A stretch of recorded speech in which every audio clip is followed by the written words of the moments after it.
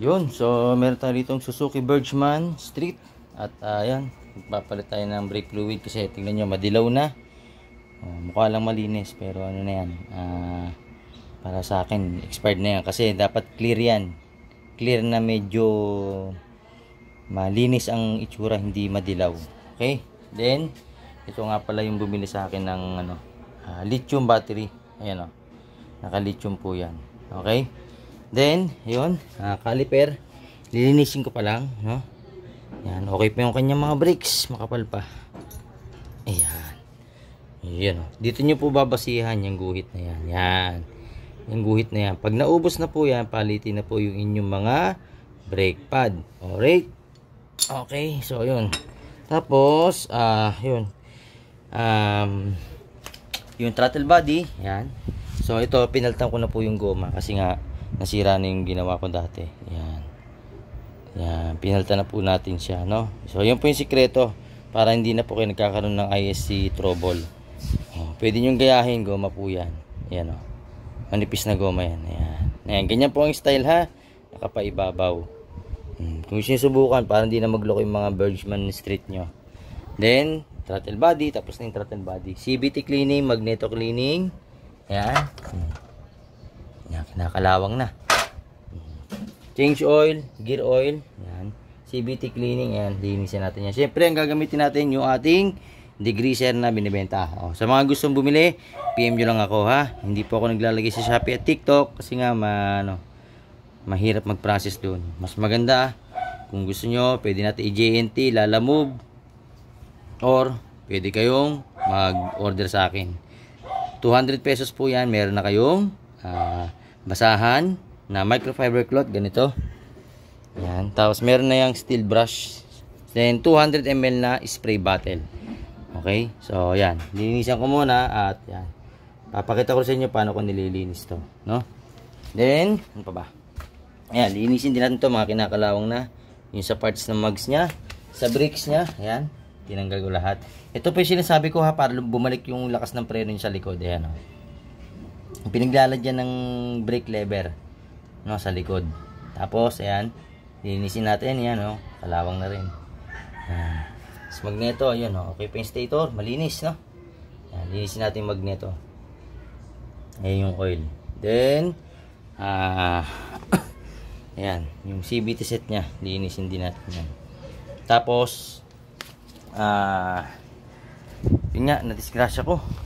Wala, kailangan hindi naman nadisgrasya. Sinadya kong putulin ito. Yan, yung plastic. Yan. Sinunog ko po siya gamit yung screwdriver saka flame torch. Iniinit ko po yung screwdriver habang tinutusok ko to. Yan, hanggang sa matanggal ko. Kasi kung hindi ko gagawin yon, tignan nyo po yung mga stainless niya. Yan, kinalawang na po. Buti natanggal ko yung tatlo. Yan, yung isa okay pa siya. Yan. Tapos ito, yan. Pero ang pinakamasaklap ito. Yan, to. Talagang dumikit. Yan, sobrang kalawang yan. Nilagyan ko na yun ng WD-40, ininitan ko na, hindi talaga makuha. So, nagsabi na rin ako sa may-ari na, yun nga, ako na lang bibili. Intention ko naman yun na, na sirain talaga kasi nga, kesa naman hindi ko ma-access yung brake lever o yung brake master kasi nga, magpapalit ako ng brake fluid, magbi-bleeding ako. So, yan. Ganyan yung ginawa ko. So, wala, nag-crack, and then wala. Pumangit na siya, so wala, kailangan nating palitan. So bilang mekaniko, nag-aayos tayo, hindi natin maiiwasan yung mga gantong sitwasyon. Ngayon, pag-usapan nyo ng customer, kung ayaw nyong tanggapin yung offer mo na maghahati kayo, di wala kang magagawa, saluhin mo yung damage kasi ikaw ang ang importante ron, nagawa mo, di ibawas sa mo, ganun talaga. Kahit hindi naman sabi ko na sa kanya, kahit hindi naman original. So yun, manap ako sa online. Kapares lang to ng Bergman EX, no? Manap lang ako ng pang Bergman EX. Yan, same lang po yan. Nakakita na ako yun. Take ko na lang order, mga 2 to 3 days. Yan, tapos ako na lang magkakamit. Ito yung luma niyang battery, GS. Yan. Okay, so yun lang. At abangan nyo. Then ito, sobrang higpit nung dating nag-change oil. Yan. Buti, mura lang, 100 lang tong takip, no? Nakabili tayong bago. Yan, no? Cap oil strainer, yan. cap oil strainer. Yan, pares na pares po yan. Okay, sobrang ano, ganit nung pagkakahigpit. Lapit natin. Yan, yun grabe Hindi ko alam paano higpit yung ginawa. Ayun nagmarka rito sa bakal yan sa gilid. Kitang kita yung pakat nung grabe higpit talagang dapat po yan higpit kamay lang, tapos kung by Newton meter kahit mga 8 lang nga or 4 pwede na kasi may oil yan, may may goma may o-ring yan may salpakan ng o-ring yan hindi ko na maalam sa dati nag-change oil, sobrang bigat ng kamay. Yan, so yan kailangan ko tanggalin, so gumamit tayo ng remover kesa masira ko yung hindi ko matanggal, gumamit tayo ng tools. So ano yung tools na ginamit ko? Yan, ito yun. So dapat meron kayo nyan para sa mga nalulose thread. Ayan meron po yung ngipin. Okay, matagal na sa akin to, siguro mga 2 taon na mahigit yung tools na to nung kasi 2023 binili ko to bago ako mag-resign sa trabaho. Ayan ito yung ginamit ko. Yan ito yung ginamit ko para matanggal. Yan, kumakapit yan dun sa nut para hindi masira yung nut mismo, para hindi matotally maubos para kakapitan niya.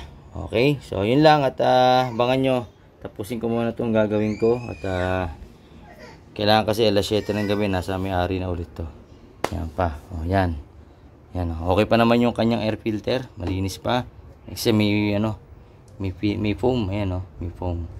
Okay, napakahalaga ng foam na yan kasi mahal din po ang air filter na yan. Inipis na nga yan sign na ng ipis itlog ng ipis. Yan, inipis. So sa tagal na yan itlog ng ipis. Yan, si bira din gamitin ni boss to kaso nga lang syempre tayo pag nasa atin yung motor, so lagi yung tandaan magmalasakit kayo sa customer. Okay, so yun lang, at abangan nyo, gagawin ko muna itong motorsiklo ng tropa, at yan, in-update ko na rin siya, nga lang di pa nag-repair, baka tulog. Alright, so abangan nyo lang susunod. Okay, so ito na lang yung marumi, saka dito sa may yan sa may brake hub, yan na lilinisin.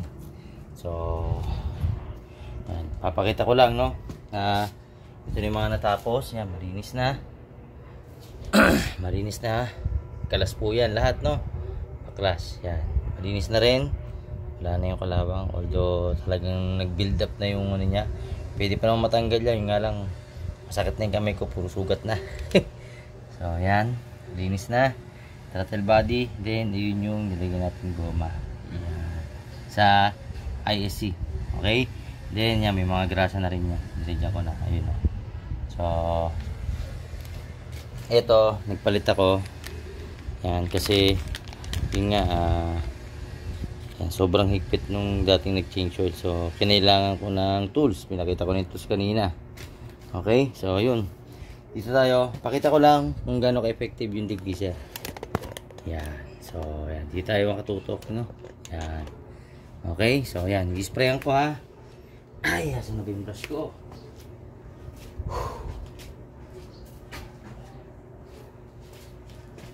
Okay, game.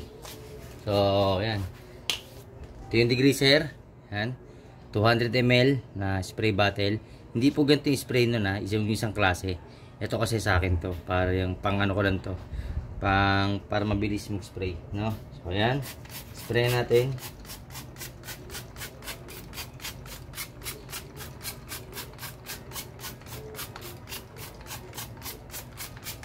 Okay, then brush, gamit tayo ng brush.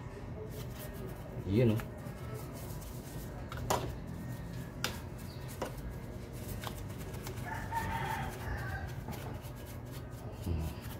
sari-sari naman diskarte yan kung paano nyo linisin. Ang ko lang kung gusto nyo nito, pwede nyo subukan. Yan. Tagal ko nang gamit to.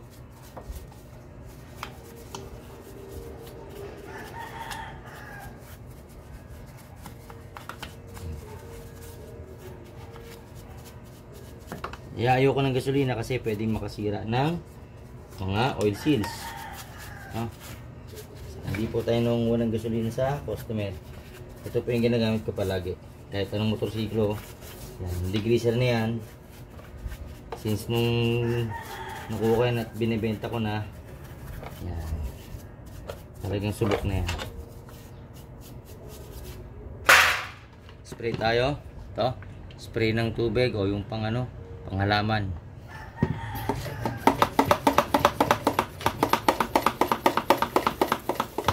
Yun o. Tanggal. Diba? Yun na. Wala na. Gusto na yung dumi. Ayos na nga ito.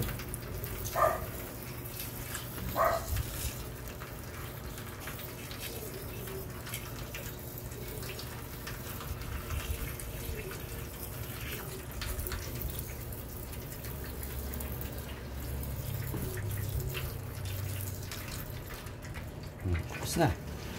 Ano lang. Finish. Mamaya, ganun din mangyari sa kabila. Linisin ko. So, yan. Pinakita ko lang na yung degreaser na ginagamit ko is all around po yan. No? Plastic, metal, CVT, kadena. Wala akong problema yan. Hindi po yan nakakalawang. Hindi sana yung mga piyesang inano ko, kinalawang na. Ba? Dahil kanina ko pa pinatuyo sa hangin yan. Yan o. Malinis. Diba? Oh. Tanggal yung dumi. O, ayan o. Diba? Malinis lahat. Klaro. Pati yun, sa preno. O, yan. Pinakita ko lang na ano, na yan siya. Ganyan siya ka-effective. Okay, so yun lang. At after, then papandarin ko, then pwede ko na isoli ito sa may-ari. Alright, so sa mga gusto magpa-PMS, full PMS, yan. Yan po yung ginagawa ko. Depende po sa PMS, no? Siyempre, mas maraming tatrabahuhin eh. Siyempre, yung bayad eh, mas malaki rin po. So, lalo na po, kung yung mga magneto nyo mahirap baklasin, yung mga meron pang ibang babaklasin, meron pa ibang titignan. So, the more na dumadami yung trabaho, syempre, the more na lalaki yung labor nyo. So, the lessen yung tatrabahuhin, the lessen yung babayaran nyo. Ganun lang po yun. So, depende po yan sa pagpapagawa ninyo. Alright? So, tapusin ko na muna to at PM nyo na lang ako sa mga gusto mong pagawa. Then, search nyo lang JGA Humble Works, no? At, yan. Tapos na yung motor. Kakabit ko na lang yung mga pyesa. Okay? At, anong oras na ba? Alas 5 na. Kailangan alas 7 nasa may-ari na ulit to. So, yun lang. At pinakita ko lang na matagal ko na pong ginagamit yung degreaser na yan, no? 200 pesos. Ito, sipin nyo, nakailang motorsiklo bago ko maubos. Yung isang bote na 200 ml. 250 ml po yung bottle, pero 200 ml lang po yung laman. Okay? Then, may free na microfiber cloth na ganito. At may free na brush po yan. Yun lang. Sa mga gustong order, PM nyo lang ako. Pwede po tayong JNT Lalambu. Alright? Okay? And maraming salamat. To God be the glory. And sana sa mga gustong pagawa, PM nyo lang ako. This December, available po ako. From December 9 to 20, December 22 to 23, December 26 to 30.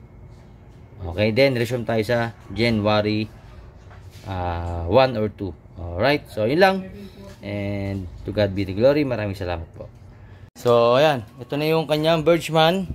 Tapos na. So, nag-usap na kami about dito sa fairings na tawag ito, windshield o yung ano, windshield ng Birchman. So, ayan. Maghahati kami nung ano ko, ng ating tropa. So, yan, papalitan natin to. Kasi yan, na-disgrasya natin. Hindi naman disgrasya. Sinadya natin kasi nga para matanggal yung loose thread saka yung naiiwan na kalawang. So yan, nire-thread ko na rin yan. Yan, para pag susunod na kuha yung bago, kakabit na lang. Yan. So testingin natin. Okay na rin yung preno. Ayan o. Konting piga lang, kapit na. Then, yung combi brake. Yun, no? Kapinggot lang. Kapit na kagad. Then, dapat dito pag inikot is walang ingay. Iyon, no? Suabe. Yan. Iyon, no? Alright. Okay, so testing na tayo. Try natin na sipa. Sipa lang muna. Labas natin yung sipa. Iyon. Kick. Kick tayo, ha. 1, 2, 3. Walang rev. Try ko. Iyon, no? One kick. No? One kick lang siya. Sina. Working. Signal light. Magana. Then, high-low. Magana. Hazard. Check natin. Nandito yung hazard. Okay. Yan. So, okay na to. Wala nang problema. No? Rev natin.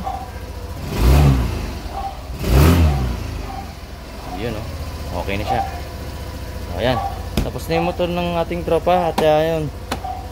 Sa mga gusto mong pa-PMS, PM nyo lang ako, no?